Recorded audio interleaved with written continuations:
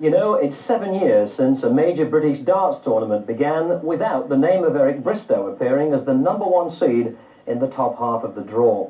But in this year's Unipart British Professional Championship, we're going to have to wait until all of these first-round matches have been played and we're into the second day and the second half of the competition on Sunday afternoon before Bristow finally takes the stage as the #2 seed here at the Redcar Bowl. Because Eric, once the mighty and all-conquering, is suffering from a nervous inability to let go of his darts, and he's officially been deposed as the world's #1 player by the keenly ambitious Bob Anderson, who last year was only ranked #4.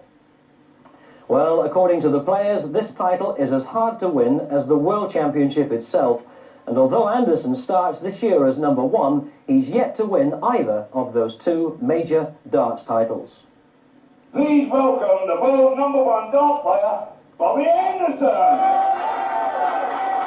The title of world #1 brings with it new fame and prestige and increased demands to make public appearances. It's not exactly darts tonight. We're going to have a little bit of a chat and question and answer, and maybe a couple of funnies, you never know. But basically we want to just see what questions you want to ask a dart player, and I'll try and answer as truthfully as I can. But what do you think of Eric Bristow? Eric Bristow has been the finest dart player the world's ever seen. Make no shadow of doubt about that.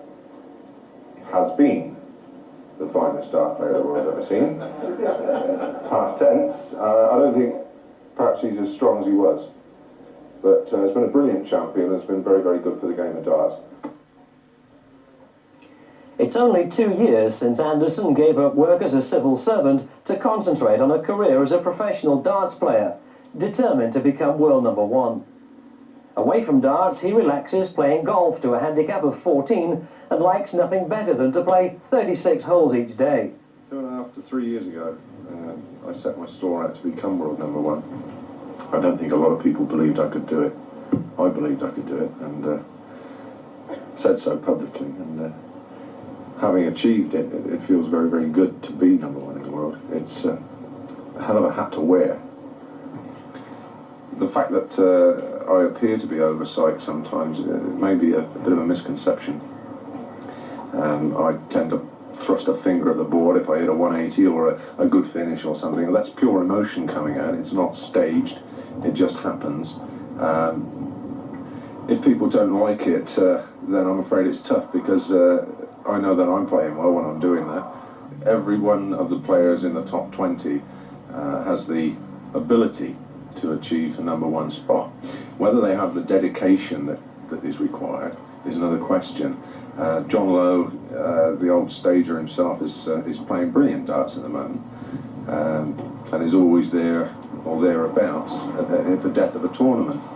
Mike Gregory, another one quite capable, and I suppose if anyone was to take it off me in 5 or 6 years' time, I wouldn't mind it being Mike, because he's another West Country lad, the same as myself. But they're all threats, and I know that I sit in a very precarious position. Eric Bristow held that position for 7 years, which is a magnificent record, and I don't think anyone will ever equal that. I'd like to think that I could get halfway there. He's definitely got the ability, because he's come into darts late in life. I mean that as a winner. He's not the youngest of persons, so he's not carrying the young supporters along with him. I was lucky when I came in. I got the youngsters with me, and they're still with me. He should definitely be able to stay there. I mean, does he mean #1 or 2 or 3? Well, I drawn Bob there in the first round in this tournament, and I'm going to spike his strength. There's no doubt about that. But seriously, I think he's going to take some stopping, and I'm the one for it.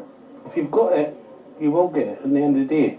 I don't know why Bob's done it himself personally, but I think he's put a lot of work into it, and he's a popular guy. I hope he stays there, but there again, I think, well, he's not beat me lately, you know. I think for a long time Eric Bristow was so far in front of everybody with his natural talent that a lot of people didn't think they could ever catch him, or indeed approach him. I don't think that in recent years his game has deteriorated. I think that my game has improved. My levels of concentration have improved to such a point that I'm now on the same sort of plateau. And there are several other players on that plateau. The Mike Gregory's, the Cliff Lazarenkos, the Jockey Wilsons. The dividing line between us is very, very fine. I don't think there's been any deterioration at all. Players do develop problems which they overcome eventually, or they don't overcome. But that is just part of the game, I'm afraid. And I don't think there's been any marked deterioration. They haven't let me in. I've taken it. Anderson would now dearly love to take the British title, won here last year by Jockey Wilson. Double top!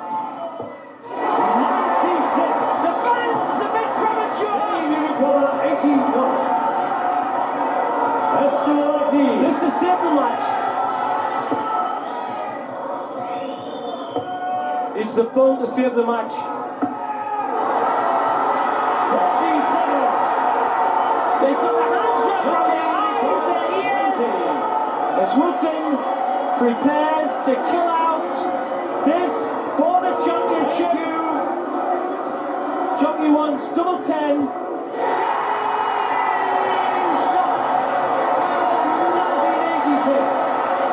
Yes, sir. How will you rate chances this coming week at Redcar? How do I rate my chances? I never make predictions. Every match at Redcar this week is going to be a tough match for every player. I've drawn another international player, Richie Gardner, who happens to be my partner in international competition. Makes it harder for me because we know each other. We're good friends, but I can assure you there'll be no friendship on stage. It's going to be snarling and this business, because we both want to win, and the better player will win on the day. No, it's not as bad as I thought, like, not being number one. I held it for a long time, you know what I mean, 7 years. And being realistic, you've got to lose it sometime. Now the challenge is going to be trying to win it back.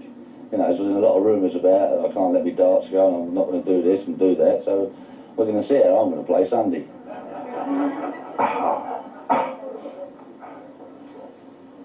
There you go. As Tommy Cooper, as a Royal Command performs, and has been presented as a Queen, I said, good evening, Your Majesty. Do you like football? And she said, no. Oh, can I have your cup final ticket? Just all right. I understand Bob Anderson's doing a Tommy Cooper impression, isn't he? Well, he's going to go out this week just like that. No problem. Well, you'd hardly expect Eric Bristow to predict anything else.